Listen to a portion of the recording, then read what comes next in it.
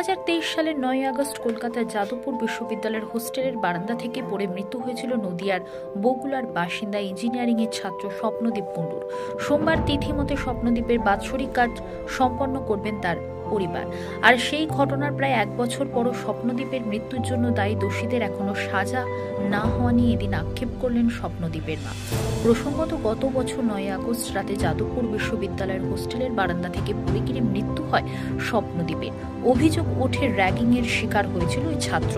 আর এই ঘটনা নিয়ে তখন তোলপাড় হয়েছিল রাজ্য। আর সেই ঘটনার পর অভিযুক্তরা গ্রেপ্তার হলো। প্রায় 1 বছর কেটে গেলেও এখনো সাজা পাননি তারা। আর সোমবার ছিল তিথিমতে স্বপ্নদীপের বাৎসরিক কাজ। 1 বছর আগে ঘটনা, আমার ছেলে খুব ভালো পড়াশোনায় ছিল, বললো মা যাদবপুরে যদি চান্স পাই ভর্তি করা হতো। জি হ্যাঁ, যাদবপুর একটা আন্তর্জাতিক, কেউ চান্স পায় না, ছেলে চান্সও পেলো, আমার ছেলে ভর্তিও করালাম। আর ওই র্যাগিং করলো ছেলেটাকে। আমার ছেলে নিষ্পাপ, ফুলের মতন ছেলে, কোনো দোষ নেই, আমি মা হয়ে গ্যারেন্টি ও ছেলে কোনো দোষ করতে পারে না আমার ছেলে। কিন্তু ওই ছেলে দেশের একটা সম্পদ। এত ভালো ছেলে ওরা সহ্য করতে পারেনি, মনে হয় কোনো কিছু ওরা সহ্য করতে পারেনি যে এত ভালো ছেলেকে মেরে ফেলে দিল, আমার নিষ্পাপ ছেলেকে।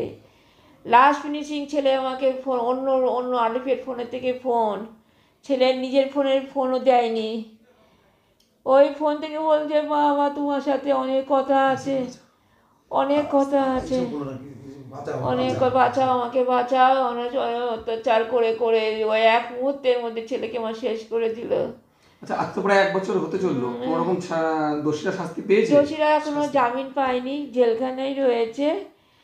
কিন্তু আমার তো কোর্টের বিচারের প্রতি খুব আস্থা আছে যে ওরা সাজা পাবে। আমার এই জ্বালা যন্ত্রণা দেহে আমি মনে করছি ওরা ফাঁসি হোক। ফাঁসি যদি হয় তাহলে ভারতবর্ষ ভয়ে কাঁপবে, যে র্যাগিং কথাটা ভুলে যাবে। আর র্যাগিং আমার মতন কেউ যেন কোনো মা জ্বলে না, সন্তান যে হেরে যায়, মার যে কত কষ্ট হয় সে আমি যন্ত্রণা ভোগ করছি। কিন্তু ওদের ফাঁসি দেওয়াটাই উচিত। কিন্তু 1 বছর হতে গেল, তার আগে ফাঁসিটা দিলে সব থেকে ভালো হতো।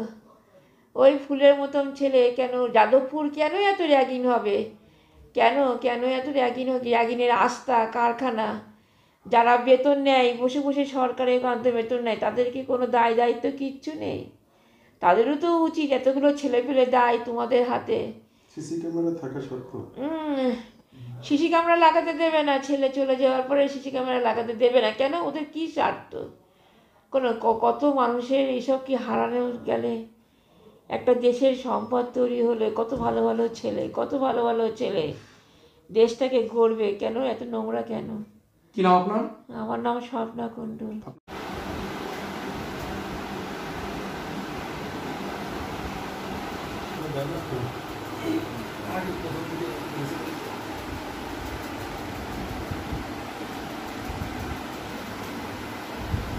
আমি দেখেছি, আমি দেখি পাওয়া গেল না।